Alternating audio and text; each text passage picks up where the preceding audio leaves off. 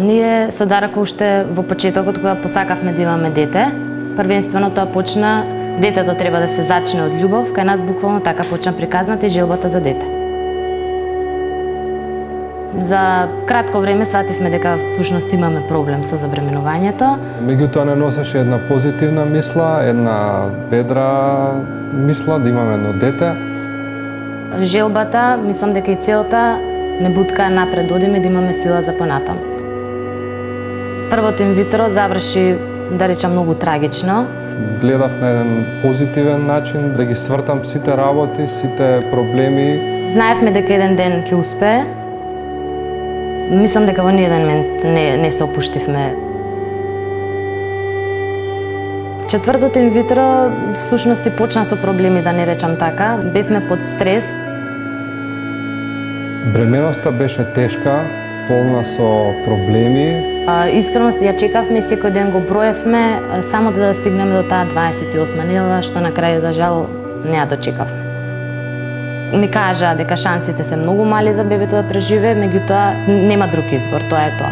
Многу читав, многу истражував, сакав однапред да бидам спремен за предизвиците и за проблемите кои што би можеле да настанат.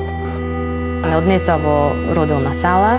Гледав да пренесам што повеќе позитивни мисли. Катја се роди. Јас бев во породилната сала по втор пат, овој пат со среќен крај.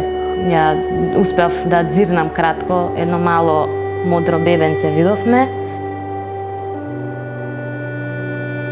Го слушнав нејзиниот плач, меѓутоа знаев дека тоа не е гаранција дека она ќе биде жива.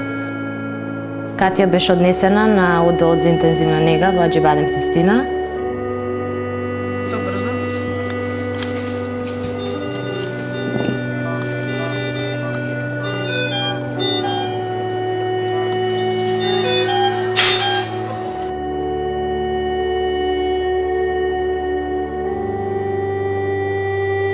Сестрата ми стави алка на мојата рака и ми рече, истата алка има и ќерка ти, со истиот родилен број. Во моментот тоа значеше дека моето бебе е живо.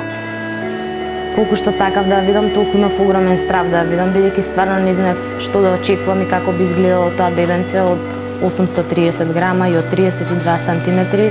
Многу споро поменуваат сите денови, бидејќи борбата беше многу неизвестна. Катја веќе направи 1 месец во интензивната нега. Доктор Симонида дојде, ми ја соопшти веста дека дуктусот на Катја не е затворен и дека единствената опција во тој момент е хируршка интервенција. Беше огромен шок за мене. Професор доктор Сали Стаџер беше докторот кој што изврши интервенцијата на Катја. Ние, јас, Дарко и целото моје семејство станавме пред врата. Видов дека Катја е во сигурни раце. Откако излегоа ни соопштија дека операцијата е успешна, ме скокавме од радост, што повеќе да кажам. Уште 2,5 месеци од прилика се дуваше по таа борбата, она да научи да дише сама. Единствено всушност што можеш да правиш со своето дете кое што се наоѓа во таква ситуација, да го гледаш преку инкубаторот, да му зборуваш, да го бодриш, да му кажуваш колку го сакаш и дека едва го чекаш моментот да си дојде дома. Следеа уште долги денови на машина. Меѓутоа на крај сепак послуша, научи да дише конечно сама. Првото гушкање фактички со Катја се случи на 23 април. Беше преубав момент кој што го чекав толку долго време. Најмалата килажа што Катја ја имаше во текот на целата борба беше 650 грама. Кога дојде моментот да си оди дома, Катја беше пуштена со 1 килограм и 700 грама. Чудно беше да се види Катја едноставно во друга околина, освен во интензивната нега. Уште во кола бев испаничена и се грижев константно дали детето дише. Ке си дојде Катја, супер ке биде све, ја бодрев. Константно 3 месеци ние 24 часа дома стоевме над Катја, дежуравме, не спиевме. Знам дека има многу родители кои што се наоѓаат во иста или во некоја слична ситуација како нашата. Да бидат истрајни, да имаат позитивна мисла. И нека им даваат секојдневна поддршка на своите деца, нека им искажуваат љубов. Тие се мали, а големи борци.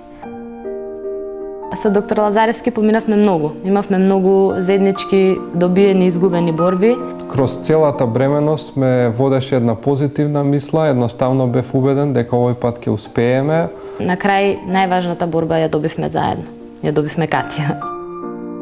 Катја секој ден не радува со некој нов момент, некој нов крик. Секојдневно си се гушкаме и си ги замислувам моментите само кога стоев над инкубаторот и кога викав едва и чекам да доеш дома и да те гушкам.